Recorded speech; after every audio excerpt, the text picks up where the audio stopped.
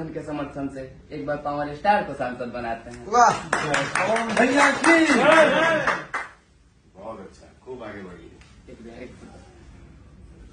वाह जी ये राजनीति के दाया बाया में बहुतों ने हम सबको लूटा है। अब हमें चुनना पवन सिंह को है, जो सिर्फ जनता के लिए उठा है। ये जात पात को साइड में रखकर काराकाट को उज्जवल भविष्य की ओर लेके जाते हैं। सब युवा भाई एकजुट होकर पवन भैया के साथ कदम से कदम मिलाते हैं। अब बदलना होगा उस नियम को और कुछ नया करके दिखाते हैं। जो लोग पीड़ित हैं बेरोजगारी से, उन्हें बेरोजगार बनने से बचाते हैं। वे लोग के लिए भी कानून बनेगा उनके शासन में। जो भगवान तुल्य माता पिता को सताते हैं, हमसे झूठे वादे करने वाले अब दाल नहीं गलेगा, ये बात उनको भी समझाते हैं। जनता जनार्दन के समर्थन से एक बार पावर स्टार को सांसद बनाते हैं। वाह भैया की बहुत अच्छा, खूब आगे बढ़िए।